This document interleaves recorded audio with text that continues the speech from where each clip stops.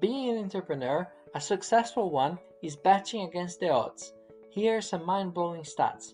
98% of all companies seeking funding never get funded. Of those companies that do get started, 7 out of 10 don't pass the 10-year mark. 89% of small business owners, called entrepreneurs, have less than 20 employees and earn less than $2 million a year. In fact, the average revenue for any small business is about $300,000 with 3 to 5 employees. It's not as glamorous as it might seem at first. That said, there are plenty of great lifestyle companies that allow an entrepreneur to earn a great living and to employ some folks to help him or her. They choose that lifestyle for the freedom and flexibility it provides. Now let's talk about the 3 main reasons why being an entrepreneur is harder than you think. Number 1, survivorship bias. Let's go through some recent crazy examples. Uber has never turned a profit, an IPO at $90 billion. No wonder it had declined by so much after its IPO.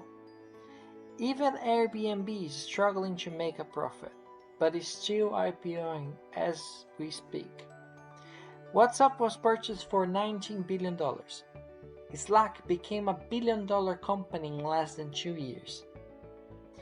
Number 2, flashing lights. If that isn't enough, every time an aspiring to being an entrepreneur logs into a social network like Facebook or Instagram, they see images like this and this. It sends the wrong impression to entrepreneurs. While it's possible to live like these guys when you have your own business, these external trappings of wealth should be the least of your concern. For the most part, they're the last thing on your mind when you're running your own business. Why do you think people like Zuckerberg, Jobs, and Gates seem to live so simply? It's because when you are at peak performance, all those things are distractions. Let me put that into perspective. As an entrepreneur, you are the only one responsible for meeting payroll, delivering on the promises of your business, and paying vendors and contractors.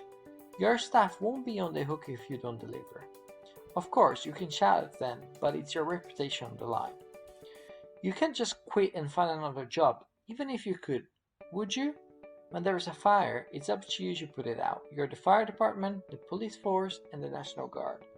You think about your business all the time, especially in the beginning. You want to do nothing but make it as successful as possible. To achieve that goal, you make a lot of sacrifices. If you don't have an understanding spouse or significant other, you can kiss that relationship goodbye.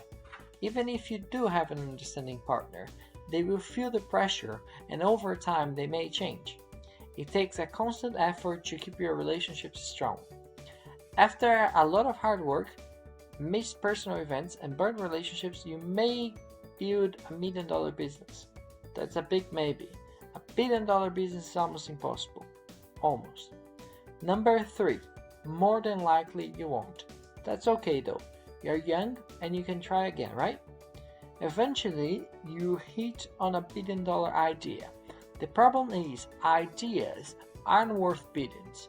It's the people building the company that are worth billions. Execution is the difference. So why people are still trying to be an entrepreneur? In the US, for instance, the average salary in 1979 was $46,000. In 2018, it was $48,000.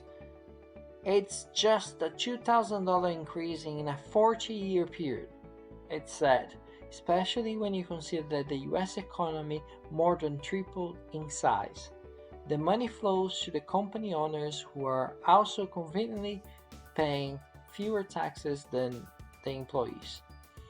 As Warren Buffett is famous for saying the following, "I'll probably be the lowest paying taxpayer in the office."